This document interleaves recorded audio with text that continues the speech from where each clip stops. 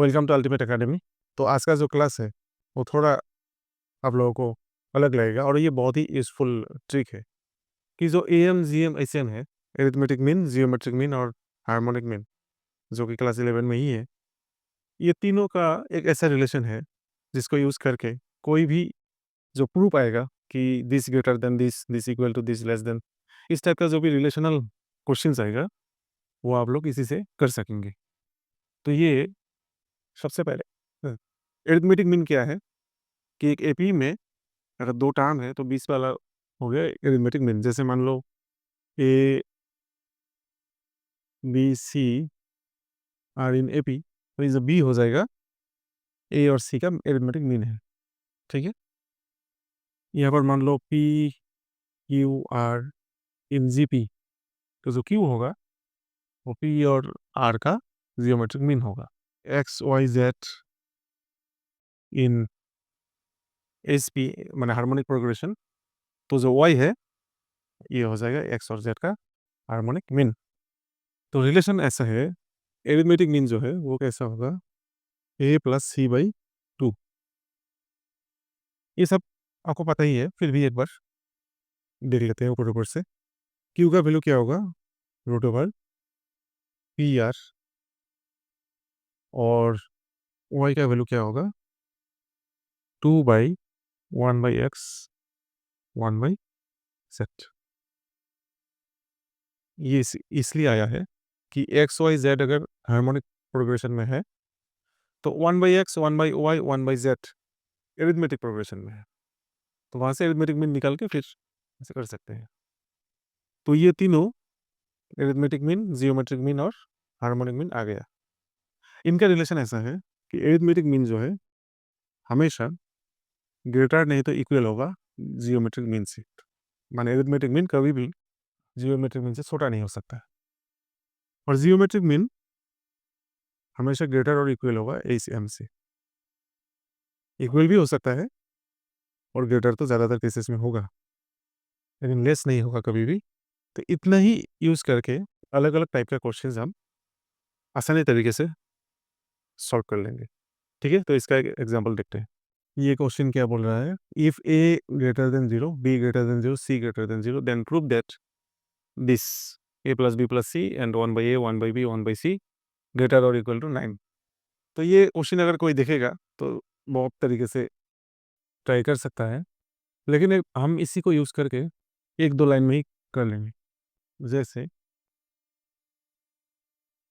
Arithmetic mean of A B C क्या होगा, A plus B plus C by 3। और ये एक्सप्रेशन देख के हम ये सोच सकते हैं कि हार्मोनिक मीन वाला कॉन्सेप्ट यूज़ कर सकते हैं। तो harmonic mean of A B C क्या होगा, तीन टर्म के लिए 3/1/a 1/b 1/c। और एरिथमेटिक मीन और हार्मोनिक मीन का रिलेशन क्या होगा कि हार्मोनिक एरिथमेटिक मीन ग्रेटर और equal to harmonic mean, since arithmetic mean is greater or equal to harmonic mean, so therefore a plus b plus c by 3 greater or equal to 3/1 by a plus 1 by b plus 1 by c। सीधा cross multiply करने से ही हो गया। ये यहाँ पर a plus b plus c 1 by a plus 1 by b plus 1 by c greater or equal to 3 3 जा 9 हो गया प्रूफ। तो अब हम देखेंगे नेक्स्ट क्वेश्चन। तो हमारा नेक्स्ट क्वेश्चन भी देखो, the least value of the expression this is, ये रहा ऑप्शंस। तो इसका लिस्ट वैल्यू निकालना है। तो लिस्ट वैल्यू हो या हाईएस्ट वैल्यू हो, दोनों में वही रिलेशन से हम कर लेंगे, A M greater equal to G M greater equal to H M. ठीक है, तो देखो तो कैसे करते हैं।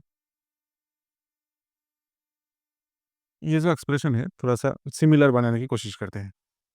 3 log x log base 10 x log x 10 cube, यहाँ तक ठीक है। 3 log x to the base 10, यहाँ पर जो 3 है वो सामने आएगा, log x 10,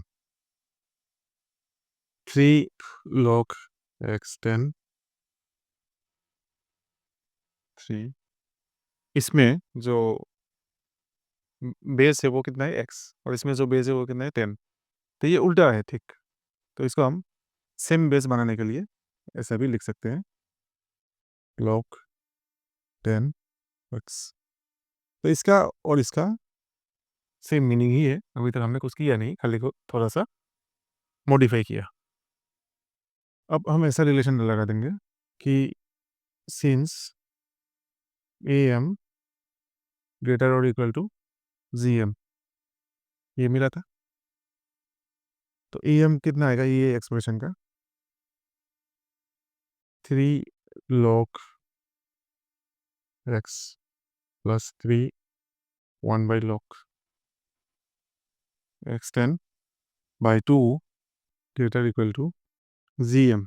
इन दोनों का gm कितना आएगा, 3 log 10x into 3 1 by log 10x, और ये रूट के अंडर में, ठीक है। तो ये दोनों सेम है, इसलिए इसको काट देंगे, तो यहाँ पर 3 log 10x 3 1 by log 10x by 2 greater equal to root over 9, ठीक है। तो 3 log 10x plus 3 1 by log x 10, तो ये जो रूट 9 है वो 3 है, और ये वाला 2 यहाँ पर आ गया, तो greater than 6, 3 log 10x plus 3 1 by log 10x, इसका और क्वेश्चन का सेम ही मतलब है, ये 6 से ग्रेटर होगा, ये 6 का इक्वल होगा, तो इसका जो मिनिमम वैल्यू है, मिनिमम वैल्यू कितना है, 6 बोल सकते हैं, क्योंकि ये कम से कम 6 होगा, नहीं तो 6 से ज़्यादा ही है, तो इसका मिनिमम वैल्यू होगा 6, ऑप्शन बी।